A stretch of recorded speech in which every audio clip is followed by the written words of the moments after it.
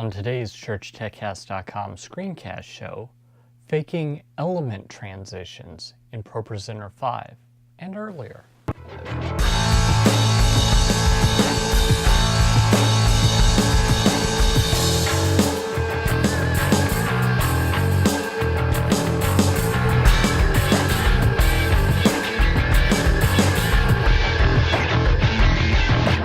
Hi, and welcome again to another episode of the ChurchTechCast.com Screencast Show.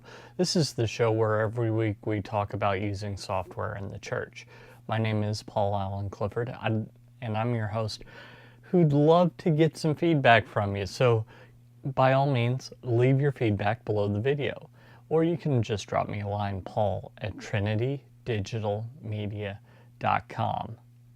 So ProPresenter 6, as I'm recording this at least, is still in beta, and there are plenty of great features that it does. Last week I talked all about kind of faking the telestrator, so I thought this week we'd talk about faking element transitions.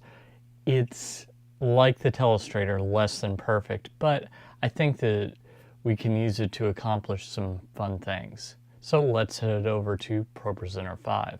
So just to refresh your memory, these are some examples of element transitions in ProPresenter 6. So I click on this and you'll see that we've got several things that happen and so on, and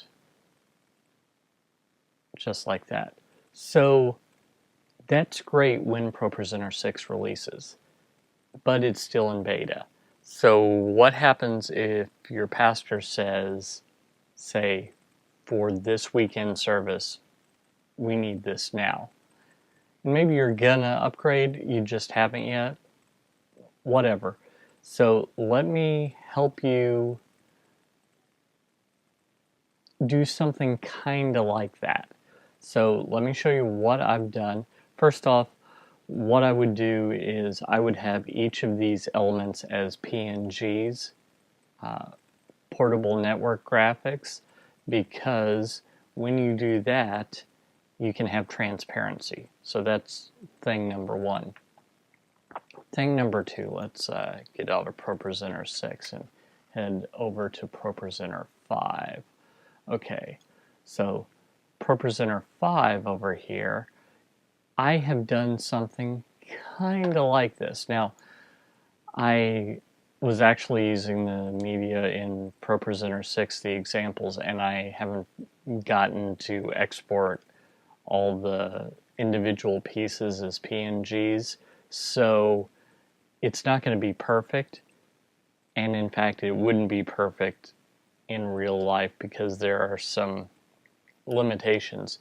But just to show you what is possible, so I click on the first one and that comes in, and then the next thing, and finally last one's in there. So that's the beginnings of it. Let me show you. Basically, if you go down here, I have three different versions of the background. I've got background with nothing, background with upstream, and then background with upstream and starting next week. So by having building backgrounds like this, I can, once the individual piece comes in, I can then keep it in when I go to the next background. So it starts with a blank background and the first individual piece comes in.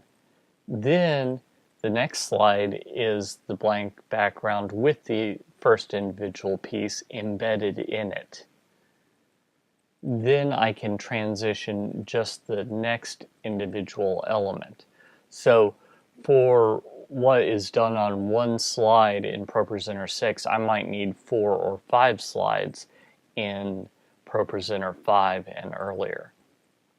But that should enable you to kind of fake this until you get it just about right.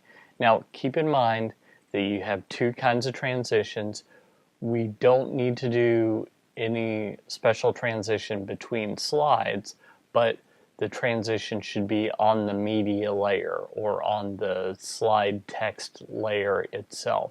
That's the transition we want, which I can either set here, or you'll notice that I have these push from the left transitions. Those were set on a per slide basis, so that's actually probably what I want to do, unless I always want to use the same slide transition. So to do that, I just click, right click, then select edit slide, and I change the transition right there. Now, I should also mention that there is no push transition in ProPresenter 5 like there is in ProPresenter 6. So the closest one that I found was the come in from the left transition. Now notice this is come in from the bottom and left, so keep that in mind. I made that mistake. I confused those two. So you can do something kind of like it.